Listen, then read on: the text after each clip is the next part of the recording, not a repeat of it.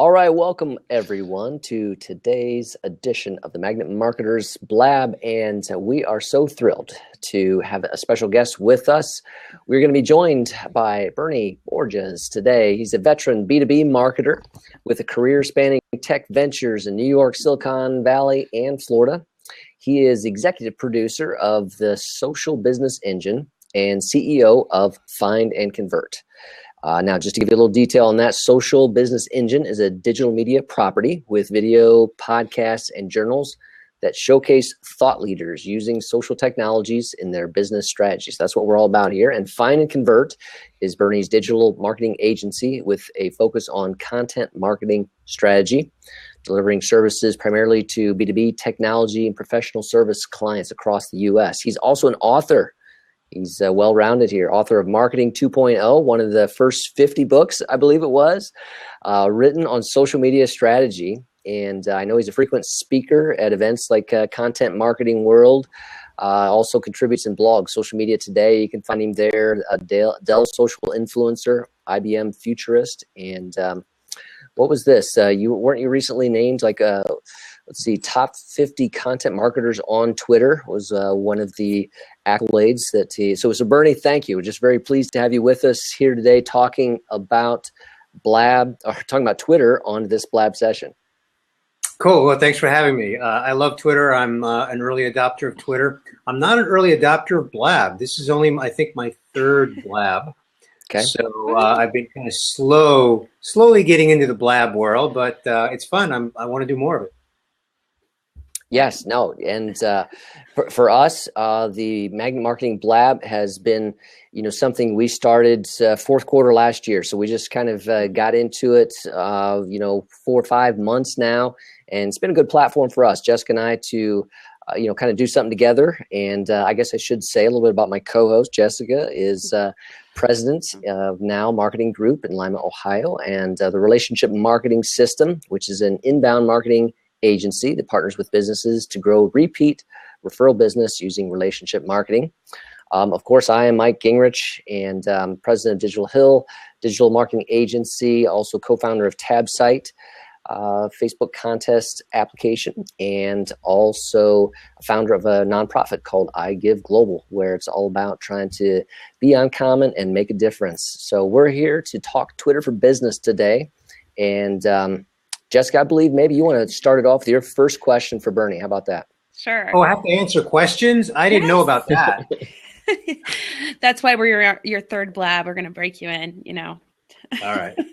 No, but I was really excited actually how this came about. I've seen your name everywhere. I've followed a lot of the content that you've been putting out, and I got the chance to hear you speak last week in Vegas, and it was a great session. So I appreciate all your thought leadership. And I knew I found out that you are an early adopter of Twitter, like you said, and that you've been featured on it. And I know for some businesses, at least around here, they're quick to jump into Facebook, but Twitter, sometimes it's that love-hate. And I wonder, as an early adopter, kind of what you've seen as what was then, but maybe what is now, and how businesses could, use Twitter effectively grow their business. So Jessica, first of all, thank you for the background introduction. I enjoyed meeting you in Vegas at Social Media Strategy Summit. Except that night that you went out at the end of the event, and you took this great photo of all you guys having a good time, and I wasn't invited to that. I'm so sorry. Probably on my way to the airport anyway, so I couldn't make it. I'm so sorry. Next time. Next time. Okay, but so what was then and what is now? So can you clarify then? Because then, like the early days was around 2006, right? Yes. That's like really then. Yeah. So even as I'm thinking like 5 years ago, when social media is really becoming more and more popular for all companies, it wasn't just like an option like, hey, you can go social, but now it's like, hey, you need to be social. People are searching there. Yeah. But when they're searching and they're looking at what social platforms, they're usually thinking like, we know we need to be on Facebook. And they're thinking that first, at least that's what I'm hearing. But sometimes they're not thinking Twitter. So what is our case for Twitter? Maybe if they hadn't considered it then 5 years ago to where now? Yeah, well, I would say that more than anything, Twitter has definitely become mainstream. if you just watch television, especially with the political season that we're in, and you see, things like the Pope and Donald Trump getting into a war of words over Twitter, and that's not the first time that you see, examples like that, right? And you literally hear conversations on the news about so-and-so tweeted this and so-and-so tweeted that. And they're either celebrities or, in this case, politicians. And even, when you get down to the CEO of GE, I mean, that's one of the largest corporations in the world. And he's not only on Twitter, he's active on Twitter. So we've reached a point where Twitter has become mainstream. But, that said, even though it's mainstream, it's more mainstream than it was a few years ago, but it's still not so mainstream that all industries have adopted it. My observation is that most B2C companies, most B2C industries, you think of hospitality, like the Hyatts of the world and the Marriotts of the world. And of course, the airlines, the Southwests and, the Uniteds and the JetBlues of the world, they're very active. They've embraced Twitter, but a lot of B2B companies still haven't. And the other thing that I have noticed is that in years past, companies that were active on Twitter were active behind their logo, meaning they were tweeting as a brand. And over the last couple of years, give or take, we're seeing a lot more individuals within these brands become active on Twitter. Mm-hmm. But the big thing that I'm seeing is that a lot of them don't know how to do it, meaning you can kind of tell by the way that they tweet, or they don't engage, or they respond to a tweet 3 days later, kind of a thing, that they don't really understand the medium yet. Okay. So while it's more mainstream than it used to be, there's still sort of a learning curve. And I'll say one more thing on this.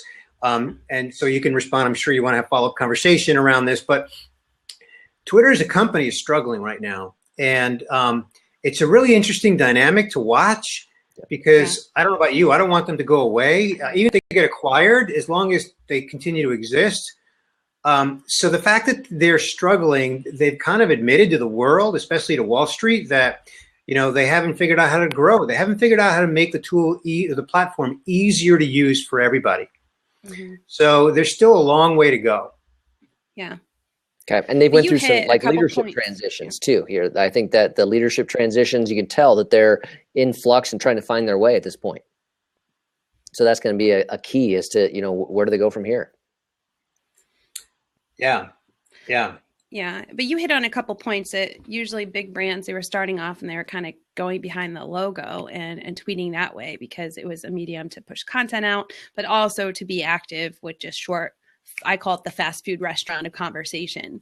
But now more and more brands I've seen, even with smaller brands, it is them. It is their team members. They're using it for more brand engagement, brand ambassadors, people to connect with the brand. I see IBM doing this quite a bit too, where all the individuals within a company, people are, falling in love with them as an overall, undertone to the tone of the brand itself, and are growing that way. And that's why I love Twitter too, because you can get directly to the person, like directly to them. There's no, blog or whatever in between. I mean, Twitter, you get direct contact to who you're trying to talk to.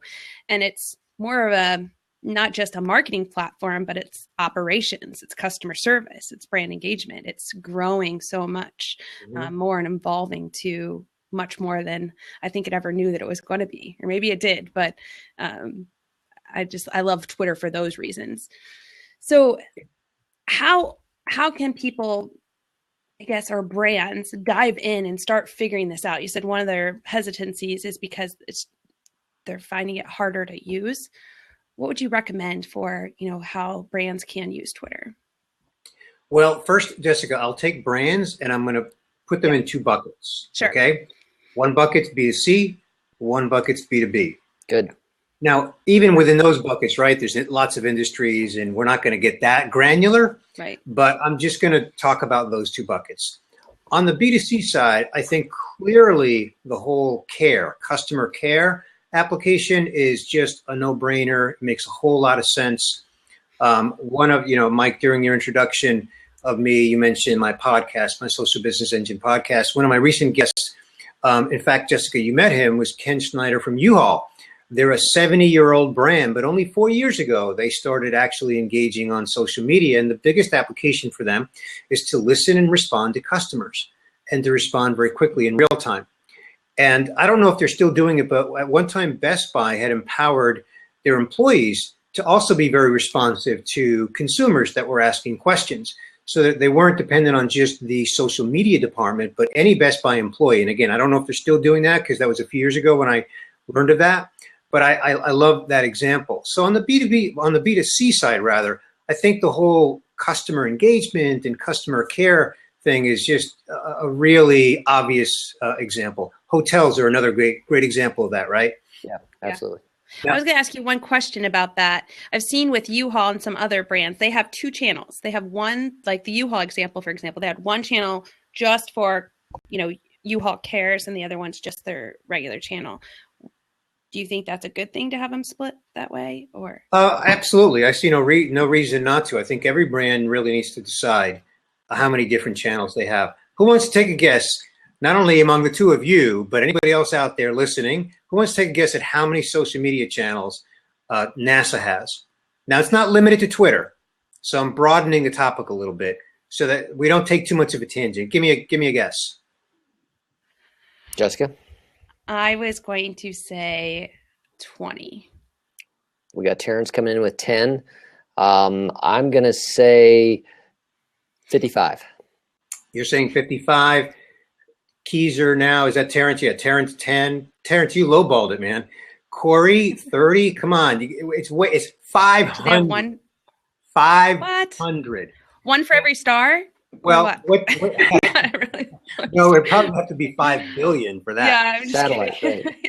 No, again, it's not all Twitter. It's not all Twitter. But NASA has so many different initiatives that are going on. They couldn't possibly do everything that they need to do from a communication standpoint under one branded account for just NASA. So they have so many different initiatives, and most of those initiatives have both a Twitter account and an Instagram account, because they take so many, awesome images and they post them onto Instagram. That's interesting. So, but anyway, so that was a great little tangent. So let me now address B2B. I think one of, and it's not the only, but one of, I'll mention two of the best applications in B2B. One would be competitive insights, like just using a tool like a Hootsuite or a Buffer or a TweetDeck or whatever tool you want to use. I'm not here to endorse any one of them. Create streams and follow what your competition is tweeting, and also add people to those streams as well, people within those companies, so you can follow what they're tweeting. And sometimes you can gain some really great insights. Another great example, so I'm actually going to give 3 now for B2B, is follow conferences, right? Yeah. Another one of my podcast guests, Tim Hughes from Oracle, he's in the UK. There was an Oracle conference that was being conducted in California. He was voted as the most engaging participant at that conference, even though he was at home in the UK. That's awesome. So following a conference and engaging with the people at the conference is an awesome way to use Twitter and B2B as well. And, identifying trends or even opportunities and people to go, follow up with. And then the third one is kind of maybe a mix of the two. And that's business development. And that's just setting up streams to follow the companies that you want to target, finding the people in those companies. And if they're on Twitter, because sometimes they're not going to be on Twitter, adding them to those streams and follow them and follow them and see if they'll follow you back, and then try to engage them in a really authentic, relevant, meaningful way. And then look for the right opportunity to direct message them, and do it in a way that is not going to come across as spammy or salesy or pushy or any of that, but just find that right opportunity to direct message them. And then maybe you can take that conversation offline. And then from a business development standpoint, begin to, have real, person-to-person conversations. So those are 3 ways that I've seen B2B companies successfully use Twitter. And for those that may not, you mentioned streams, and I think that's a great idea. For those that may not be as in tune with setting up lists, can you explain what you mean by streams? So we all know what a stream is, right? Like a river stream, right? So think of these streams as, think of it like a spreadsheet, right? Where you have columns, right? So each column you designate to be either according to like a keyword you want to follow. So you're just following that keyword. Or maybe you want to follow just a hashtag, and a good example of that is a conference where, like the conference we just attended recently, Jessica. So the hashtag for the Social Media Strategy Summit is SMS and then Summit, all one together. Hashtag SMS Summit. So if you want to follow that conference, you could follow it right now because that conference, hops around from city to city. So it's going all year long. So you can follow, what people are tweeting within a specific conference. So that could be one stream.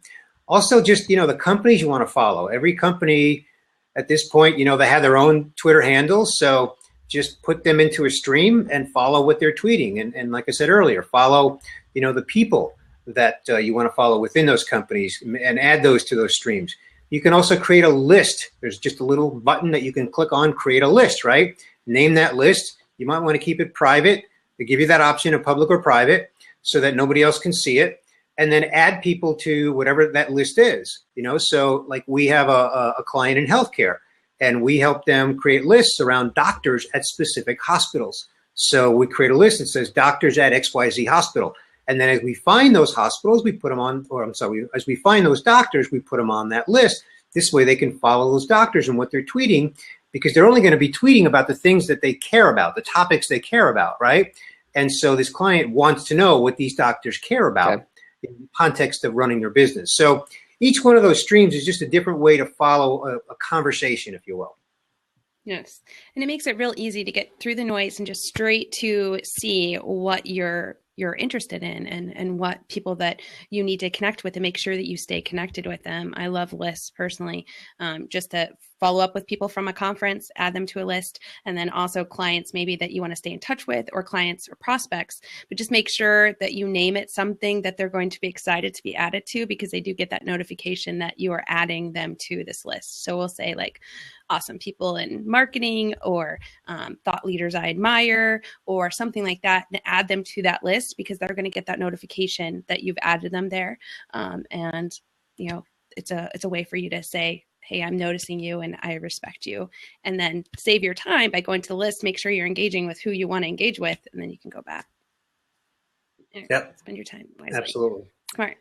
Okay, another question that's kind of related, and you can address this from B2B, B2C realm, and that is you hear businesses talking about, how do we really obtain leads from Twitter? And so, from Twitter, how do they move them to their website or to another property? And should that be where does that fit in terms of the overall goal of using Twitter for business? Okay, so most of my experience is on the B2B side. So I'll start with B2B, and then if I get some little flash of brilliance in B2C along the way, I'll share it. But if I don't, I can't share what I don't have. But on the B2B side, a common example that we've seen with our clients is at events. So an event could be a webinar, right? So promoting the webinar through Twitter. And if you know the kind of people that you want to target for your webinar, which any good marketer should know what kind of people they're targeting for their webinar, then you can do your homework in advance and do some research, set up streams around that, and promote your webinar using hashtags that those people follow. And then even in a very professional way, you can even reply some of those people and just say, hey, based on, this topic, thought you'd like to know about this webinar, that kind of thing, and just make them aware of it. Selectively, you might want to do a little direct messaging selectively, because again, you can push the envelope there and come across a little bit too pushy if you push the envelope, but that's another potential option. But not just webinars, but conferences as well. Getting people to turn out to your conferences. We have a client who had not a conference per se, but a seminar. People actually still do seminars, by the way, not all webinars. And they needed to fill that seminar with a target audience. And so we put together a plan to identify, who they needed to reach. And over the span of about a month, we were able to reach those people through Twitter, and they sold out the seminar. Even it was a free seminar, but you know what I mean? They filled up the seminar. And that's exactly what they needed to achieve. And for them, that was a big win, because now they've got the audience in a room that they need to present to, and then they can convert that into, business value, right? and then they can come back and point to the fact that we leverage Twitter to get people to our event. So there's a direct correlation to ROI. And then on the B2C side, even though, again, it's far from my wheelhouse, but, just things like tweeting coupons and offers and building brand awareness with, specific calls to actions to take someone to a website or a landing page, that might have an offer. I mean, it can be as simple as, my dry cleaners doing 30% off this week. And, if they tweet it at me, and they can target me geographically, by the way, because you can do that on Twitter. You can go to the geocodes thing and just target people through geographic zip codes. So from a B2C side, it's mostly promotional. And if you combine local into it too, and just, if I'm nearby the mall or whatever, and I see a tweet pop up because they recognize that I'm local, that's another way to maybe get me in the store. I've actually had some recent success. We work with some B2C clients, and we've had some success using video. So just a quick video intro into whatever the offer is going to be, but then it stands out a lot, so it's going to take up a little bit more real estate, call attention to it, and make it more where you're wanting to click on it. And then just pinning the tweet simply, so as if maybe somebody else sees something interesting later on, they go back to your actual real estate, your Twitter page, and they see that first tweet up there that's been pinned. That's been helpful for me. And I know, Mike, you've done some stuff recently too with Twitter with your repeat. Maybe you'll drop that knowledge bomb real quick before we move into the next question. With some scheduled tweets that go out in series kind of thing. Yeah. Yeah. I mean, I think that one of the things with Twitter for me is that you have to understand that, I mean, it's a stream, so people have to be on there to see it, and so they're not going to see a lot of tweets if they're following a number of people. So I try to make it a point of if I have something coming up, maybe I'm gonna pre-schedule a series of 5 or 6 of the announcements of this type of blab show and our special guest with Bernie coming up ahead of time, and send those out over the course of time. And I'm going to use a tool to do that. Again, one of those pieces there, but that's just a way to try to make sure different times, different places, different days that I might catch more of my audience. Yeah, absolutely. Yeah. You also, you mentioned, Jessica, video. Mm-hmm. And so I would be remiss if I didn't mention Periscope, which is owned by Twitter, right? So the way that you actually record a Periscope is you have to connect your Twitter account to Periscope. And so when you fire up your smartphone and you record a Periscope, that gets tweeted out. And then it gets saved, and you can just, share it. And so that's just another element to Twitter. And by the way, I really think Twitter needs to figure out how to really monetize Periscope. But anyway, I digress there. The whole concept or the whole notion that Twitter is struggling as a company, I think, that's one of the things they need to figure out.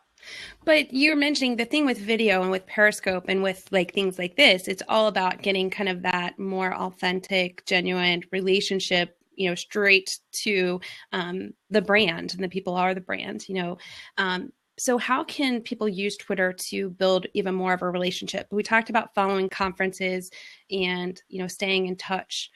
What are some other ways to just make it even more relationship driven, even if it's a B2B brand? Well, I always, one of the things that we give as guidance to our clients is to focus on having a minimum of 5 and ideally 10 touch points, digital touch points. And I say digital because it doesn't have to be limited to Twitter. It could be on LinkedIn, or it could be on, even Facebook, could be, elsewhere, right?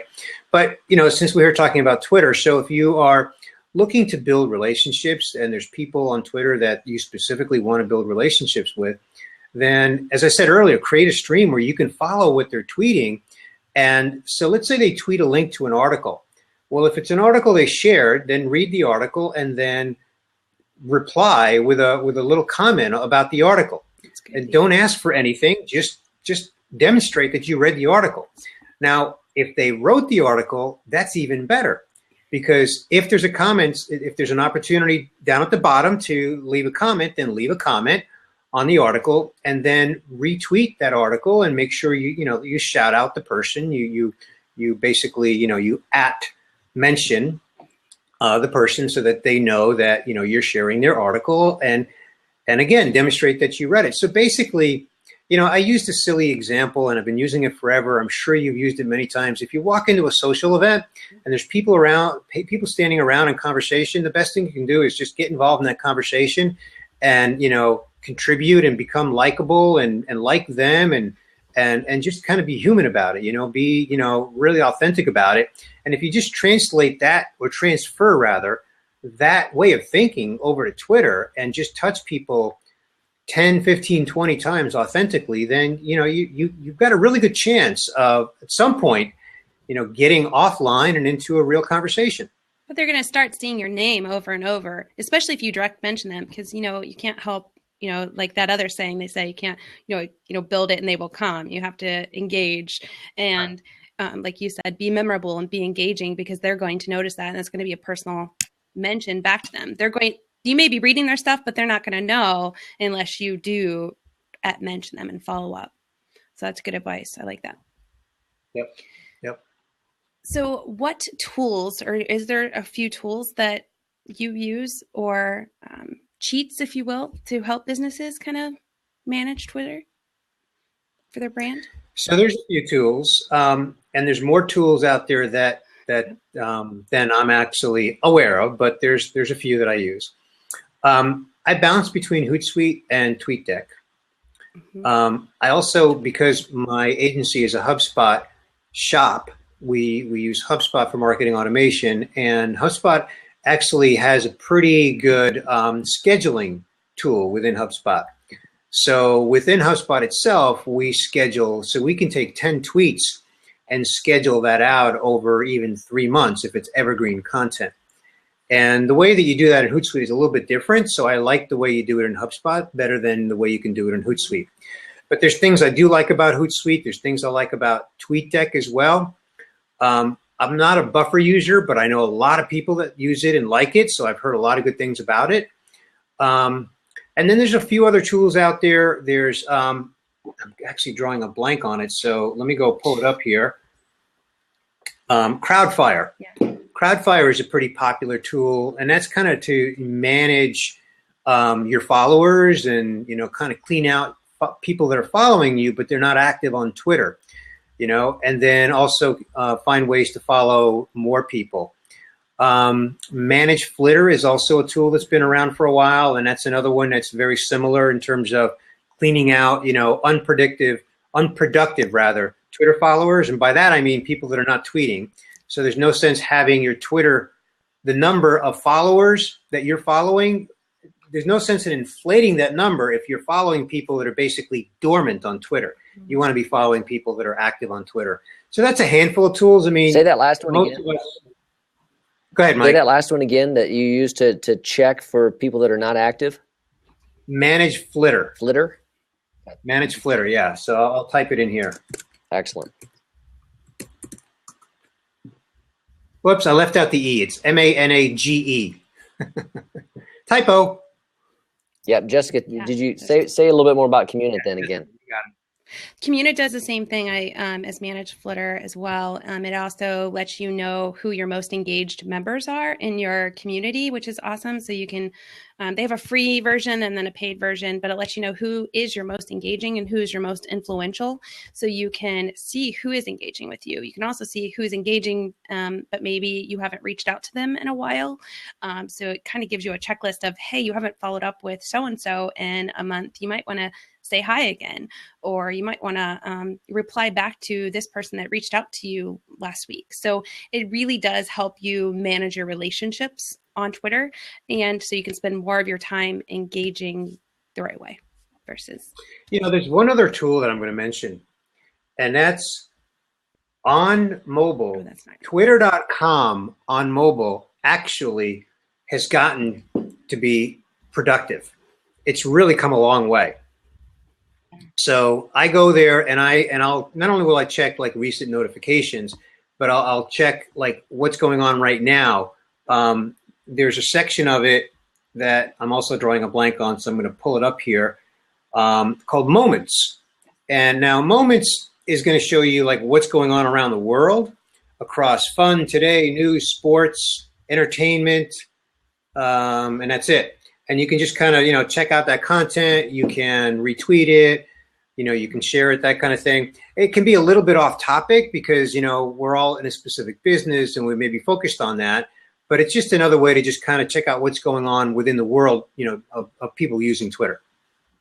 Okay. Yeah, Twitter Moments is great. I've used that as well. It is great to kind of see what's happening. Kind of like a visual way of your news versus just the trending hashtags for your area. It's kind of worldwide. I love it.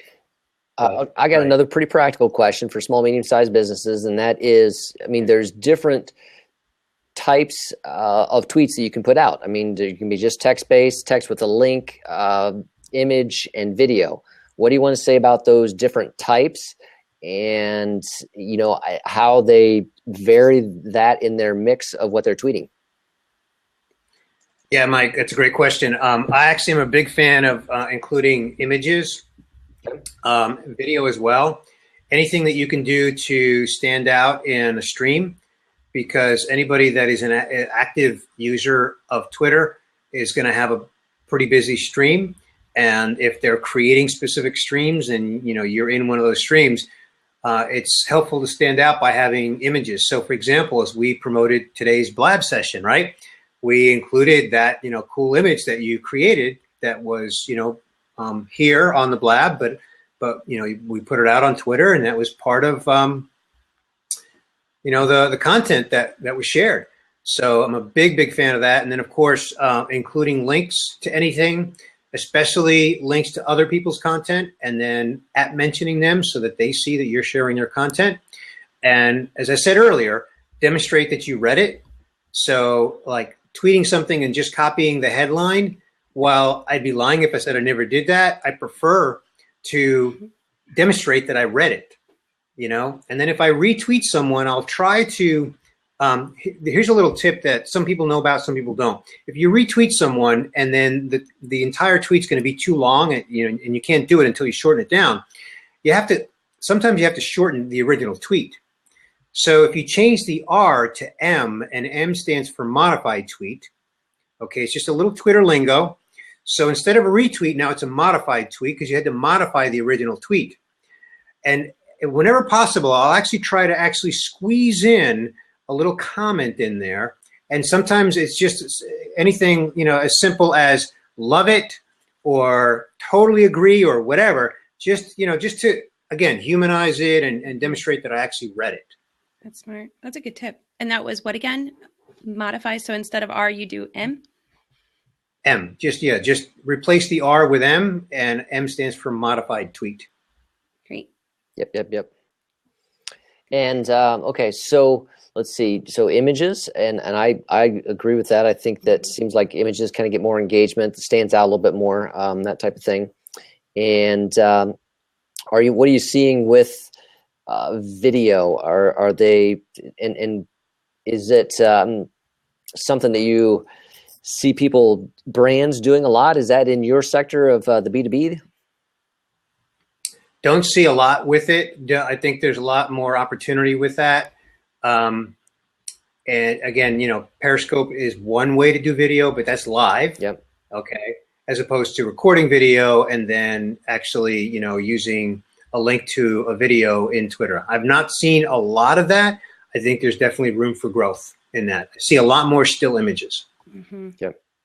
And audio. I think I've seen more podcasts too, and people using Twitter to promote that, find their niche, because Twitter allows you to find that niche really quickly and then draw it back to your podcast. But I've seen more brands, I feel more comfortable with podcasts, it seems, than diving into video, at least short video. There's still very much high quality video, but the human kind of off the cuff videos, they're still a little more reluctant to dive into because of the fear of it being live and what if something is said, Right. Exactly. Because you actually make a good point, Jessica. When you're especially from a mobile device, you've got the option of recording video, but that's live in the moment. Yep. And a lot of brands, are really reluctant to do that. And the only people who can do that, right, are the people who are authorized to do that in some kind of a corporate communications role. Yeah. Absolutely. But I think more of them are coming along. They're advocating their teams to be empowered to make some of those decisions, decide who to engage with, decide who to, to advocate for their brands. So I think they're kind of breaking down that wall a little bit. All right, we have a question here. So rumors of Twitter's demise are off base? Question mark. So yeah, Deb, we talked about this a little bit at the beginning, and Bernie, maybe you want to kind of restate just a little bit of what you see happening with Twitter right now. Well, it's complex. I mean, they're a public company. I think here's a big piece of what I think is going on. Twitter is not something that is understood by Wall Street. And Wall Street, the people in Wall Street are the ones who largely influence the opinion of a stock, any stock. Mm-hmm. Okay. And so I see articles that say Twitter's user growth has stagnated. And when you compare that with Facebook's growth, well, Facebook and Twitter are apples to oranges.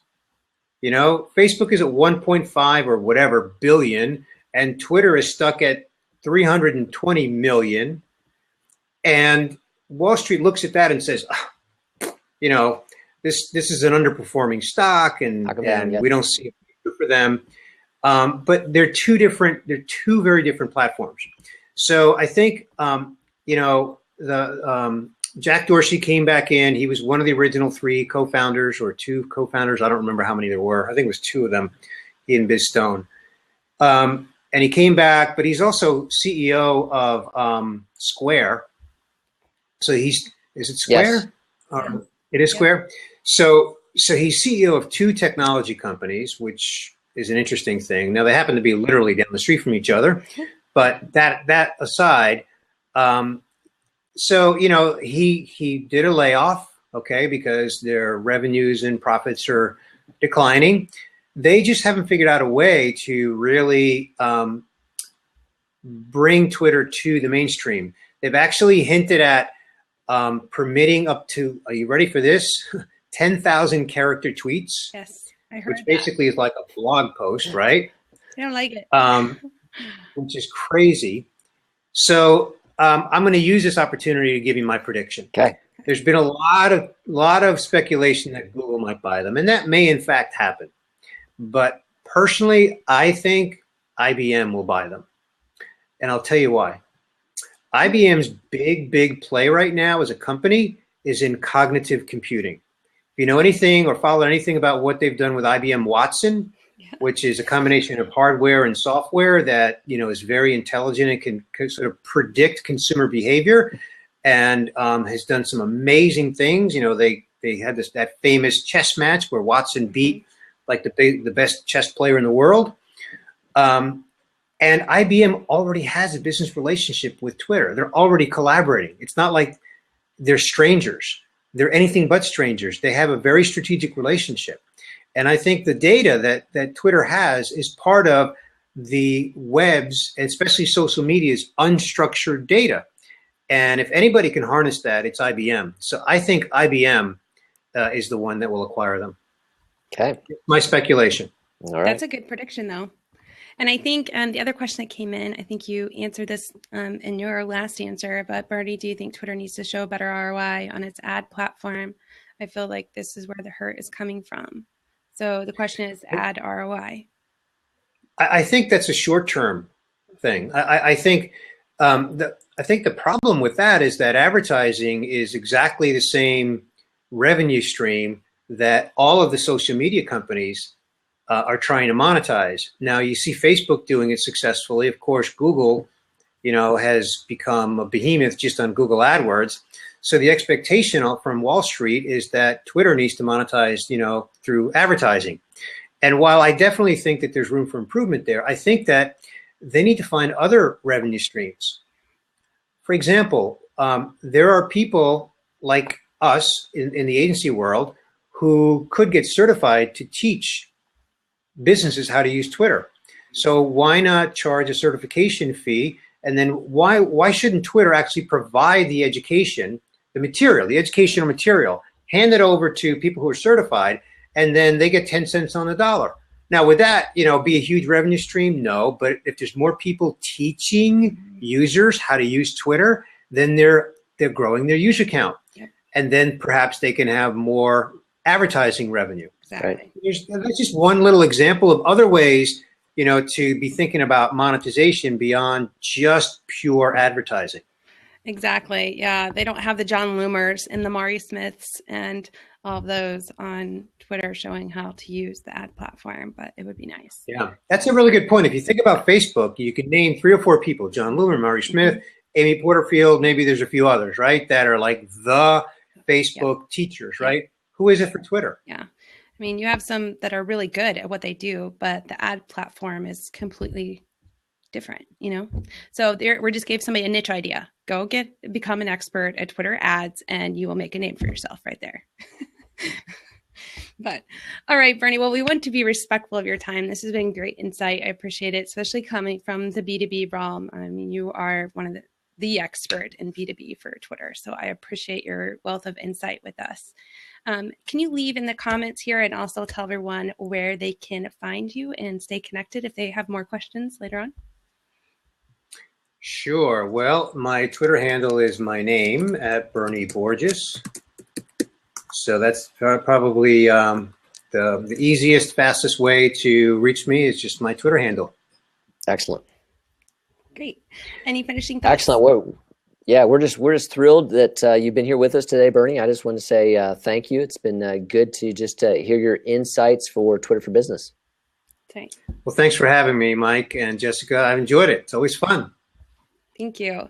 And as Mike said, this is a weekly Magnet Marketers where we teach you how to become a magnet with your business versus being a bullhorn. And next week, we're going to be diving into Instagram. So I hope to have you back here next week. The week after, we'll be going into Snapchat with Carlos Gill and then Facebook ads with Brian Carter. So we hope you will join us each week and be sure to follow up. We will put the link to the recap log to this article here in 24 hours. So you'll have it tomorrow to recap all the notes that we've taken today. Thanks again, Bernie. We hope to see all of you back next week. Take care, folks. Yeah. Thanks.